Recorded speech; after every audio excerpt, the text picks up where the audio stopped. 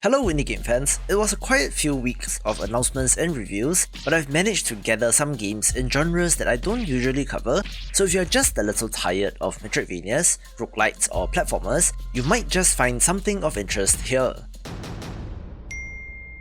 Let's begin with Undergrave, a roguelite tactics title that is another take on the sliding puzzle mechanic, but adds in variety like jumping and throwing your sword as you battle all sorts of monsters.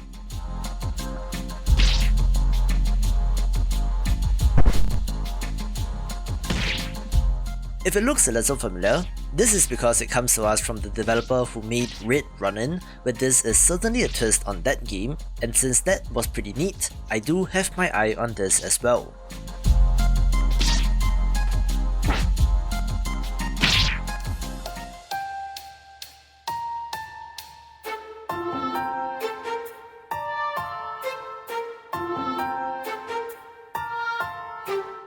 We have a number of Kickstarter titles which launched their campaigns in December, which is never a good idea, but one that had a very modest goal is Knightblade, managing to hit and surpass its target many times over.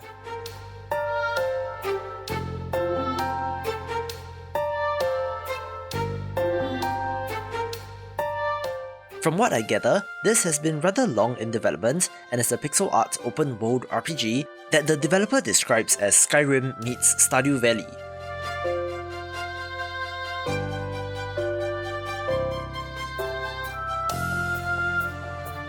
Of course, I love the classic RPG look like the early Final Fantasy games, but add to that the open world elements and you got my attention.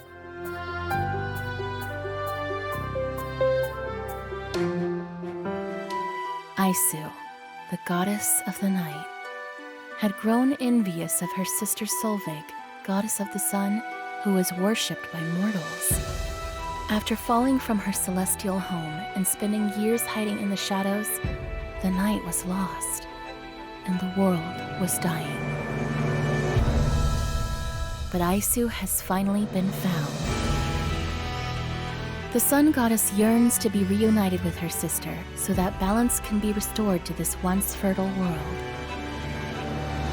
Now, share a connection in this crossplay puzzle co-op as you and your sister, friend, or family member work together to reunite these celestial goddesses and restore harmony to the world.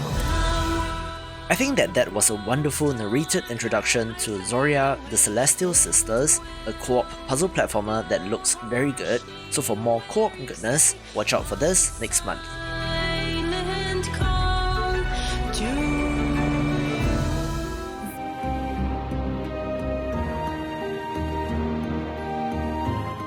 I love my turn-based Japanese-style RPGs, so a title that got my attention was Mortis Chronicles Tales of Cowardice, one that, granted, does look like it was made in RPG Maker, but I think that the developer has put in the effort to make custom assets, art and animation for this, so it gets a pass.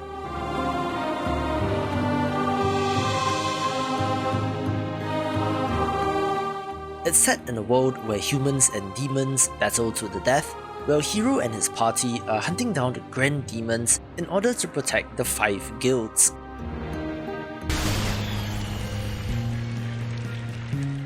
I think that the battle screen shown off in this trailer looks impressive, so if you love this genre like me, do support this on Kickstarter if you can.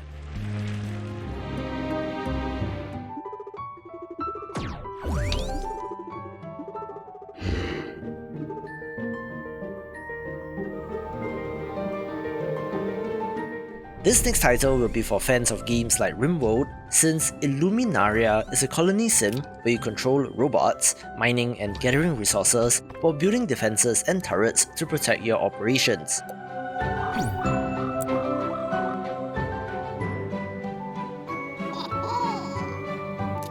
Interestingly, you're supposed to manage the defenses of multiple bases all at the same time, but this game does have multiple perspectives, from top-down, side-scrolling, and even some alternate game modes set on a grid and where you go on the offense to take over enemy bases.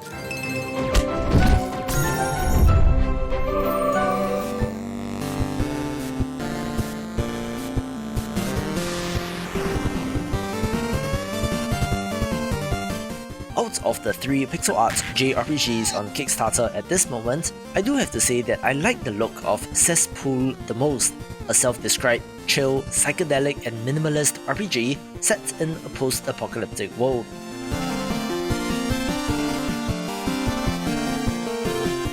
This trailer is very inherently glitchy, which does also strain my eyes, which is never a good idea, but if you hop on over to the Steam page, you can see the pixel art in all its glory.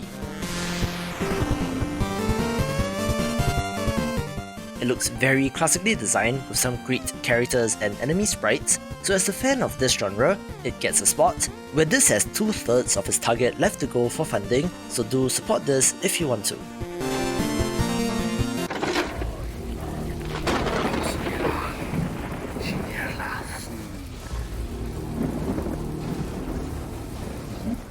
Ankh Tower is a dark fantasy roguelite strategy game where you are managing and building out a tower, arming it with the necessary defenses and spells in order to protect it from oncoming enemies. If you expect to wake up from this nightmare, think again. This isn't a dream. This is hell. As such, I think that it's a very interesting take on the roguelite, which is a marked difference from your platformer or Isaac-style top-down titles, where the literal tower defense element is of interest to me.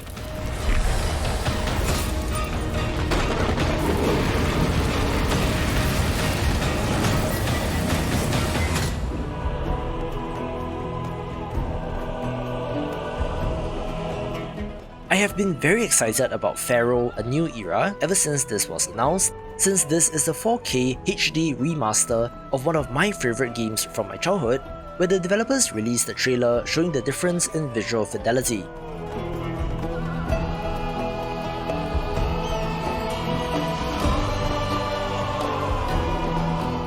For the most part, it does preserve the integrity of the original look, but brings it into a new era, pun not intended, and is being made by Triscale Interactive, makers of the similarly inspired Lathes Path of Progress, and published by Dotemu, who are behind recent revivals like Streets of Rage 4 and Windjammers 2, so this remaster should turn out pretty well.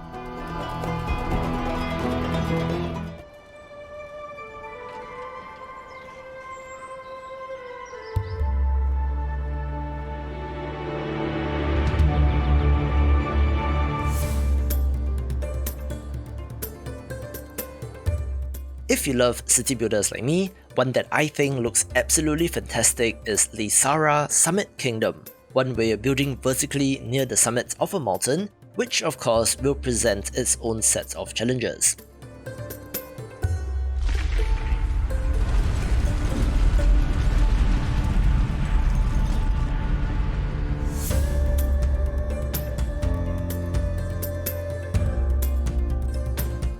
This looks like a very modern entry in terms of visuals, where some of the architecture and cities shown in this trailer does remind me of cities in something like Avatar: The Last Airbender.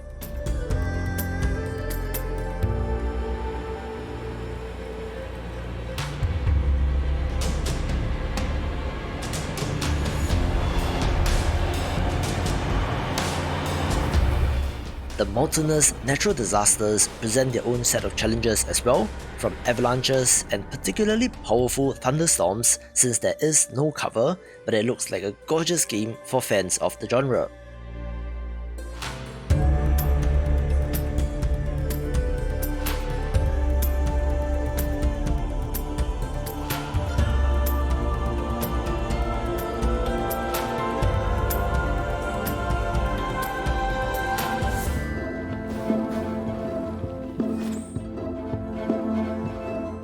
If you love games like Stardew Valley or Terraria, a game that I have my eye on is Core Keeper, a pixel art entry that has you exploring endless caverns, gathering resources, fighting monsters and building out your base, even having multiplayer support, which looks really fun.